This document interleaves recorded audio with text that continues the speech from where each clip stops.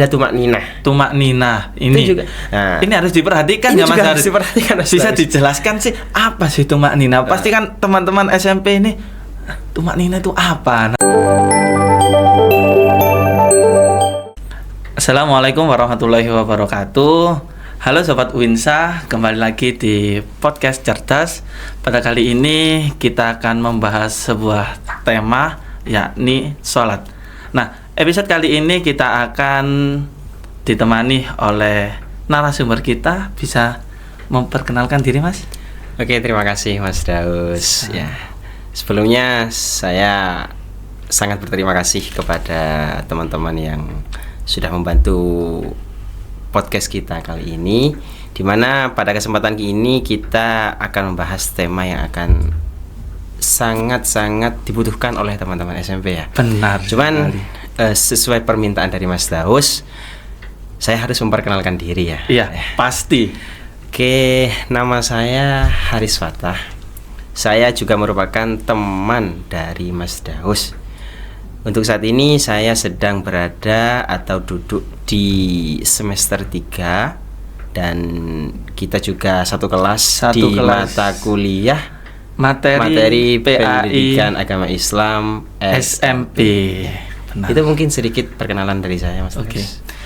Pada episode ini Mas Haris kita akan membahas tentang sholat. Nah, tadi kan Mas Haris sudah memperkenalkan diri bahwa tadi kita satu kelas di mata kuliah ya, PAI SMP. Nah, kita akan membahas seputar sholat. Kan itu ada di materi SMP ya, pasti ya. Nah, Mas Haris, pengertian sholat itu sendiri menurut Mas Haris itu bagaimana? Soalnya gini Mas Haris, kita sudah ketahui kan bahwa sholat itu juga termasuk rukun Islam. Ya, setelah syahadat, sholat. Nah, menurut Mas Haris itu bagaimana? Apa sih pengertian sholat itu tersendiri? Oke, terima kasih Mas Daus. Untuk menurut saya pribadi, ini saya tidak bisa untuk mendefinisikan sholat seperti apa. Kalau menurut saya pribadi, karena saya bukan siapa-siapa. Ya, benar. Tapi kalau kita melihat terhadap pendapat para ulama, khususnya yang telah tertera di dalam kitab Fathul Qorib ya, di situ musonif atau pengarang kitab tersebut mengutip salah satu pendapat dari Imam Rafi'i. Imam Rafi'i berkata bahwa sholat itu adalah ucapan-ucapan ataupun gerakan-gerakan yang diawali dengan takbir ya, sebagaimana kita ketahui bersama, pasti diawali dengan takbir dan diakhiri dengan salam. Cuman ada tambahan lagi, yakni dengan syarat-syarat yang telah ditentukan oleh para ulama. Seperti itu Mas Daus. Nah, syarat-syaratnya itu ada berapa Mas Haris?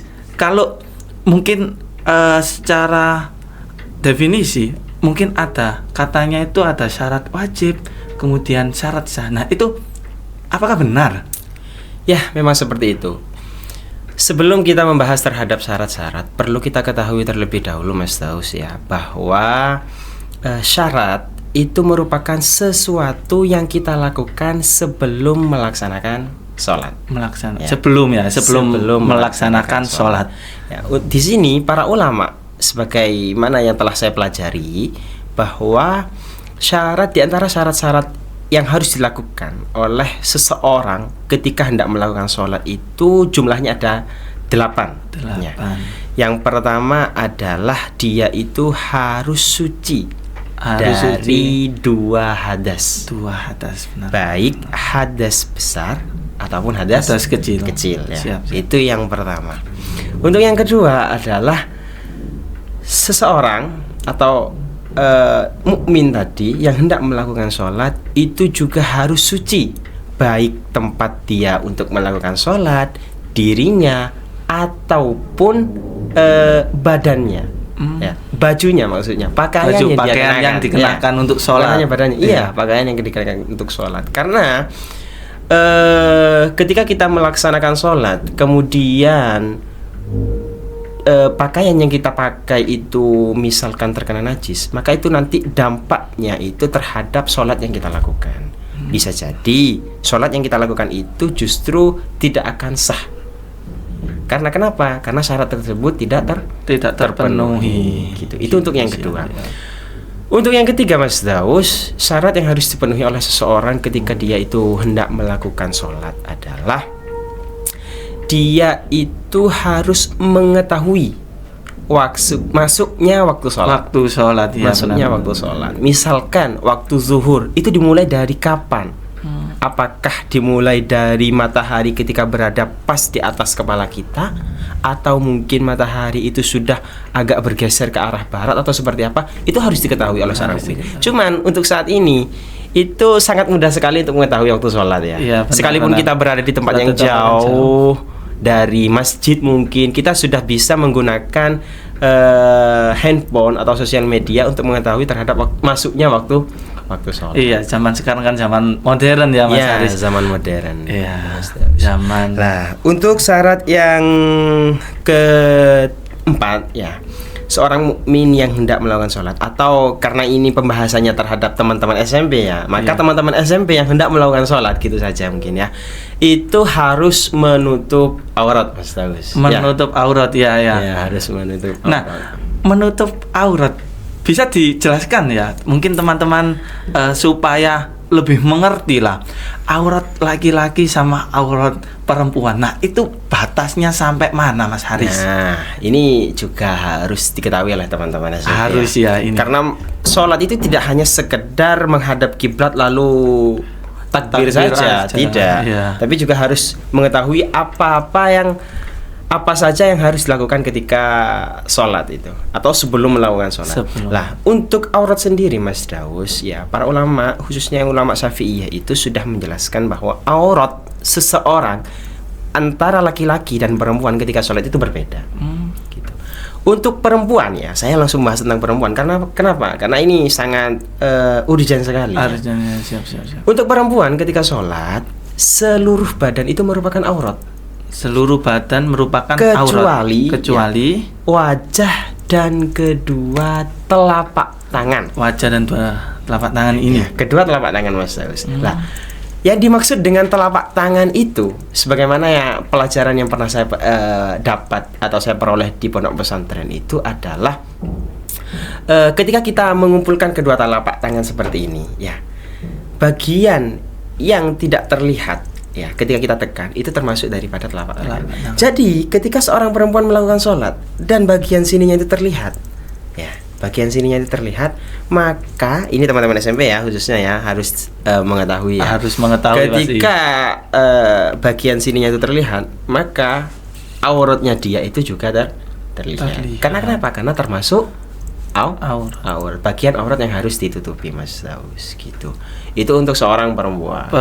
Nah, gitu. Untuk laki-lakinya? Nah, untuk laki-laki sendiri itu batasannya cukup berbeda dengan perempuan. Kalau perempuan itu seluruh badan kecuali wajah dan telapak tangan, berbeda dengan laki-laki. Kalau laki-laki itu adalah ma bainas surrah war rukbah, yakni sesuatu yang berada di antara pusar dan lutut.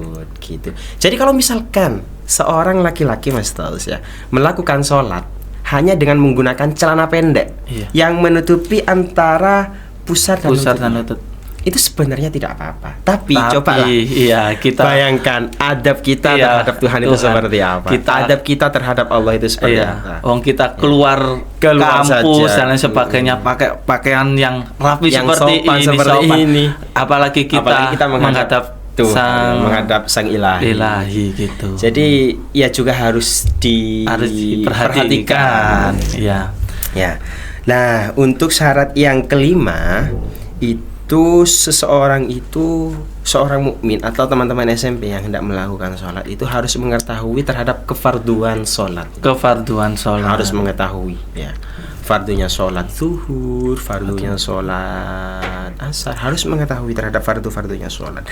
Dan ya, yang ketujuh, tidak boleh meyakini satu fardu dari fardu-fardunya sholat itu sebagai sesuatu yang sunnah. Itu tidak boleh. Maksudnya fardu di sini adalah bahasa lainnya itu adalah rukun. Rukun-rukunnya sholat. Nanti kita bahas ya. Oke, kita bahas dulu ya. Dan yang terakhir itu adalah wajtinabul mubtilat, menjauhi sesuatu yang membatalkan sholat. Contohnya ini yang paling sering kita temui mungkin di teman-teman SMP ya, karena mungkin masih senang-senangnya bercanda. Ketika kita sholat itu kita masih temui teman-teman SMP yang ketika sholat berjamaah itu saling senggol kadang. Nah, gerakan-gerakan seperti itu kan yang bisa membatalkan terhadap sholat. Benar, gitu. benar, ya. Itu mungkin untuk syarat-syaratnya. Ya. Kemudian tadi kan ketika kita membahas syarat-syarat sholat, teman-teman pasti tidak lupa dengan yang namanya rukun ya Mas Haris. Nah, kita ketahui bahwa rukun itu ada dua.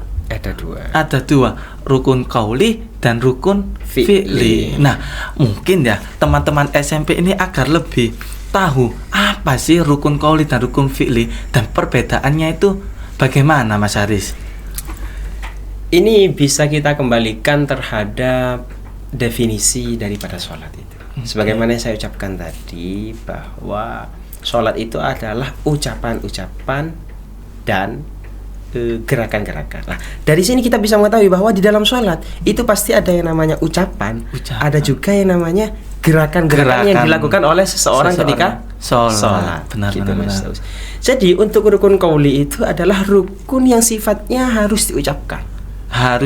Iya. Seperti apa Mas? Seperti ketika kita membaca tasbih di dalam ruku contohnya. Untuk rukun fi'li itu sendiri itu justru kebalikan. Ya bukan kebalikannya, cuman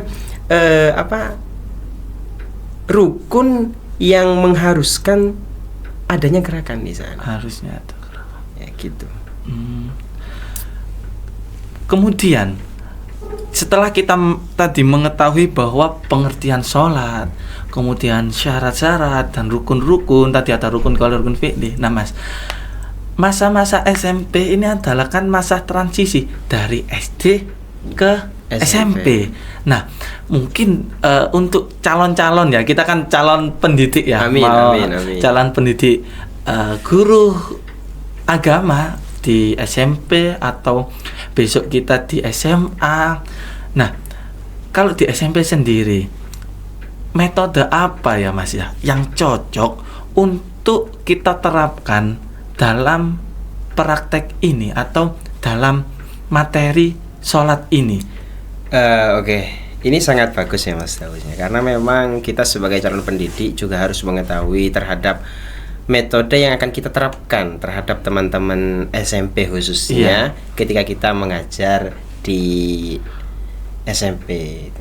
Cuman sebelum kita beralih ke sana, ini mungkin saya harus menyampaikan juga terhadap rincian-rincian daripada rukun yang sudah saya jelaskan tadi, yakni rukun fi'li dan rukun qauli. Jadi teman-teman, ya untuk rukun di dalam sholat itu jumlahnya ada 17 Mas Daus. Ada 17 ya? Ada 17. Itu sudah terkumpul antara rukun qauli dan rukun fi'li. Rukun qauli sama rukun fi'li. Ya. 17 itu yang harus kita ketahui dan harus kita lakukan ketika kita melakukan atau melaksanakan sholat. Yang pertama adalah niat, Mas Daus. Pasti ya. Segala sesuatu harus niat. Awali dengan niat. Iya, benar. Niat ini di SD mungkin sudah dijelaskan atau sudah pernah dipelajari oleh teman-teman. Iya. Seperti apa sih? Atau bacaannya seperti apa sih? Ketika kita hendak melakukan sholat. Iya. Itu mungkin teman-teman sudah tahu. Iya, mungkin di TPQ Madin, di yayasan itu sudah pernah dipelajari. Jadi harus ada niat. Yang kedua adalah takbiratul ihram. Takbiratul ihram. Ya, itu juga harus dilakukan.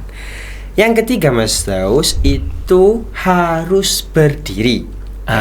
Sholat itu harus dilakukan secara berdiri. Iya. Bagi siapa? Ya, ketentuannya ada di sini. Ya, bagi orang-orang yang mampu pasti. Bagi orang-orang yang mampu. Kalau misalkan tidak mampu, Pak, ya itu nanti akan ada pembahasan lain ya. Entah nanti dia itu harus melakukannya dengan duduk ataupun dengan tidur miring, dengan tidur terlentang, ataupun hanya dengan menggunakan mata.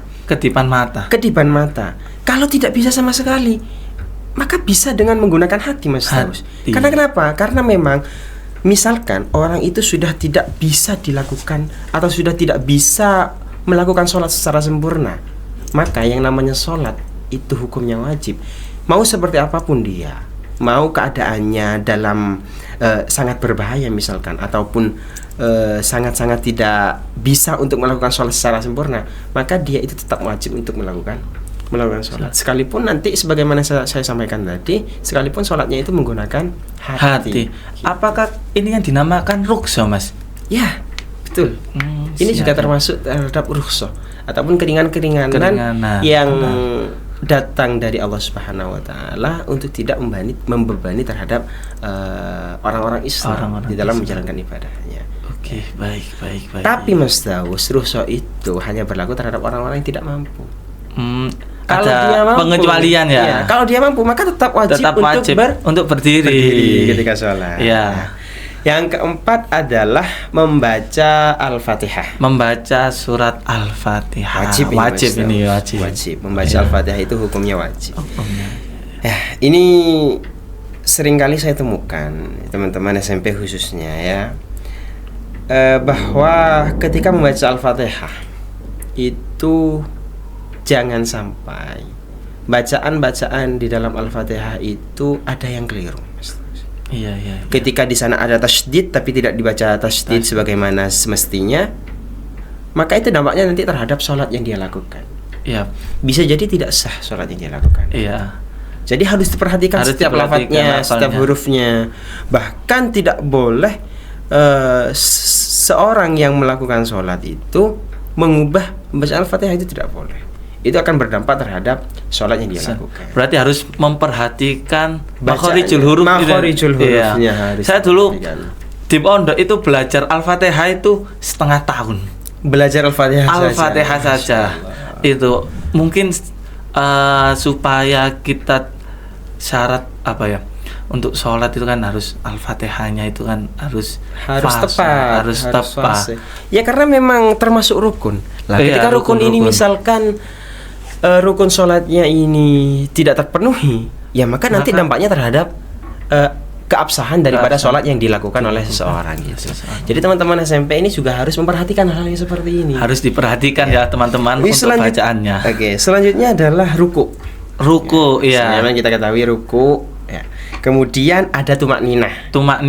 Ini itu juga. Nah, ini harus diperhatikan ya Mas. Harus diperhatikan. Bisa dijelaskan sih apa sih tumak ninah? Pasti kan teman-teman SMP ini tumak ninah itu apa? Tumak ninah itu apalah? Tumak ninah itu adalah berdiam sejenak dengan perkiraan membaca tasbih sebanyak 3 kali.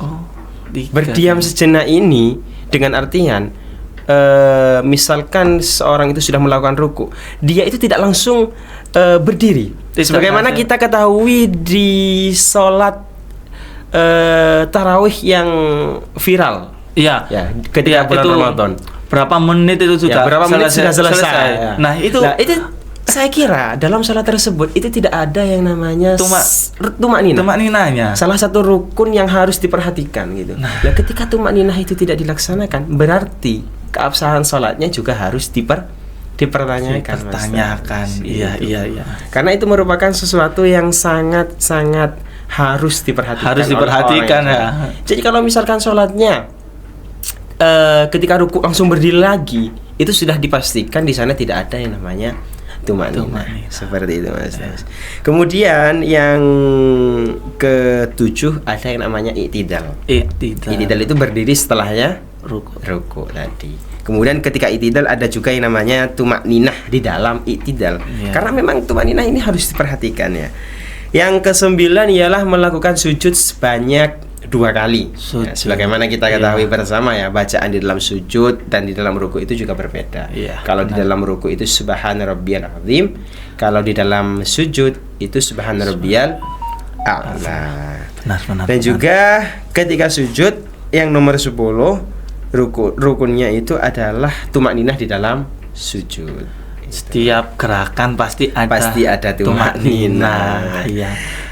Yang nomor 11 ialah duduk di antara dua sujud. Nah, ini juga harus diperhatikan. Ini. Khawatirnya teman-teman itu tidak sampai duduk, melainkan cuman sekedar beranjak dari sujud, kemudian langsung sujud lagi. Tidak sampai duduk. Ya, ini juga harus diperhatikan.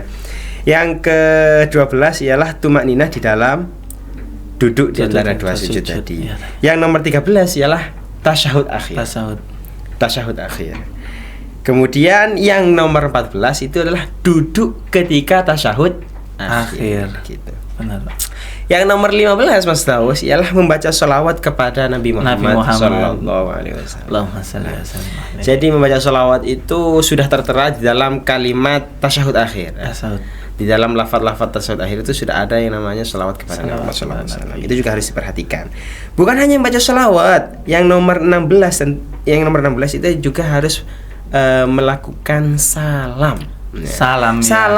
Salam itu merupakan akhir daripada sholat. Sebagaimana dijelaskan di definisi tadi. Diawali dengan takbir, diakhiri dengan salam. Itu yang nomor 16. Nah, yang perlu diperhatikan lagi yang terakhir ialah harus tertib. Harus diurut urutannya itu. Misalkan dari niat, kemudian takbiratul ihram, itu juga harus diperhatikan. Tidak boleh setelah niat langsung baca Al-Fatihah, misalkan tidak melakukan takbiratul ihram. Gitu. Iya. Itu mungkin. Kembali terhadap apa tadi Mas Tas? Ini metode apa yang cocok tadi Mas untuk pengajaran, kan kita kali ini kan di materi PAI SMP. Nah, kan tadi sudah saya singgung kan, masa-masa SMP adalah transisi dari sekolah dasar atau madrasah ibtidaiyah menuju ke SMP. Iya, gitu. Betul. Nah, soalnya kan kalau niat sudah dipelajari di mungkin madrasah ibtidaiyah atau MI itu sudah mempelajari niat dan sebagainya, kemudian di TPQ matin itu pasti akan, tetapi kan sebagai guru kita juga harus membimbing kan. Betul. Gitu. Ya, metode yang bisa kita implementasikan, soalnya kita calon-calon guru gitu. Amin. Amin. Apa? Kalau melihat dari yang pernah dilakukan oleh guru-guru saya ketika di pondok, saya bisa menyimpulkan bahwa metode yang harus dilakukan ini bukan berarti metode-metode yang lain tidak cocok untuk kita lakukan ya, untuk kita aplikasikan di materi pendidikan agama Islam, khususnya ketika membahas tentang sholat ya. Cuma untuk metode yang sering kali dilakukan oleh guru-guru saya itu di pesantren khususnya, ketika mengajarkan tentang sholat itu adalah role play. Ini bermain peran pasti. Oh, anak-anak disuruh praktek sholat langsung. Teman-teman disuruh praktek sholat. Cuman Mas Daus, sebelum kita menyuruh teman-teman praktek sholat, kita juga sudah memberikan materinya. Iya, istilahnya pembekalan teorinya. Teorinya juga harus kita siapkan, sudah kita sampaikan dengan matang. Setelah itu baru kita melakukan praktek. Tidak hanya guru yang berperan di situ, tapi teman-teman atau peserta didik itu juga berperan di dalam pendidikan. Di dalam pembelajarannya. Iya. Gitu. Itu juga harus dilakukan. Misalkan ketika praktek wudhu ya, ini wudhu merupakan hal yang juga harus dilakukan sebelum sholat. Dan juga harus diperhatikan oleh peserta didik atau setiap orang mukmin ya, bukan hanya peserta didik, semuanya. Ketika seorang guru itu hanya memberikan materi saja tanpa adanya praktek, maka saya yakin mungkin akan sangat banyak sekali teman-teman yang masih bingung bagaimana cara melakukan wudhu yang sempurna. Ngambang istilahnya. Masih ngambang. Ini tuh bagaimana? Soalnya apa Mas ya? Dalam siswa atau peserta didik itu pasti kita ketahui bahwa metode atau gaya belajar mereka kan bervariasi. Maka dari itu kan kayak kita di mata kuliah model strategi pembelajaran itu kan ada yang namanya pembelajaran berdiferensiasi, kemudian jigsaw dan lain sebagainya. Itu kan untuk mengatasi gaya belajar mereka yang bervariasi kan ya. Tuh. Nah, jadi untuk metode ini sangat cocok diperhatikan oleh guru mungkin. Iya. Ketika dia itu membahas tema tentang sholat, khususnya di materi pendidikan agama Islam SMP, ya. Karena memang kalau hanya kita memberikan terhadap materinya saja, itu ya sebagaimana saya katakan tadi akan ngambang, benar. Akan hanya tergambarkan saja, tapi tidak tahu bagaimana yang harus dia lakukan. Gitu. Jadi harus dipraktikkan juga. Bisa jadi ketika misalkan sudah masuk waktunya zuhur, seorang guru itu mengajak teman-teman atau siswanya untuk pergi ke kamar mandi melakukan praktek wudhu. Diawali dengan praktek wudhu. Iya. Guru di sini tugasnya adalah memperhatikan dan juga membenarkan terhadap wudhunya teman-teman yang mungkin masih kurang sempurna di situ. Kan kadang sampai siku. Nah, batasnya siku itu mana? Kan itu bisa diperjelas di situ. Bisa dijelaskan. Kemudian bisa menambahkan sunnah dari wudhu dan sebagainya. Itu kan perlu diperhatikan. Misal doa sebelum wudhu, setelah wudhu itu kan juga harus diperhatikan. Kemudian setelah itu seorang guru mengajak murid-muridnya untuk melakukan sholat jemaah. Itu juga termasuk daripada teman-teman atau peserta didik yang terlibat di dalam pembelajaran. Gitu. Jadi benar. Tidak hanya guru yang berperan, tapi murid pun juga memiliki peran di sana. Benar. Gitu. Iya. Nah, sudah untuk materi PAI SMP ini kita tadi membahas tentang sholat. Sudah dijelaskan apa sih pengertian sholat, kemudian syarat-syarat sholat dan rukun-rukun sholat, dan tadi sudah dijelaskan sama narasumber kita bahwa metode-metode apa yang cocok untuk pengimplementasian kepada anak-anak SMP. Oke Sobat FTK, mungkin podcast episode kali ini berakhir pada hari ini ya. Nanti mungkin kita ketemu di lain waktu ya. Amin, ya Mas Haris. Nanti mungkin kita membahas tentang fikih-fikih lain ya.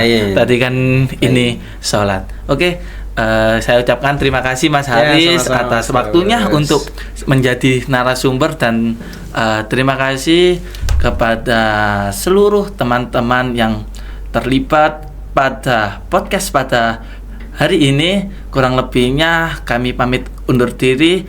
Wallahul muwaffiq ila aqwamit thoriq. Assalamualaikum warahmatullahi wabarakatuh. Waalaikumsalam.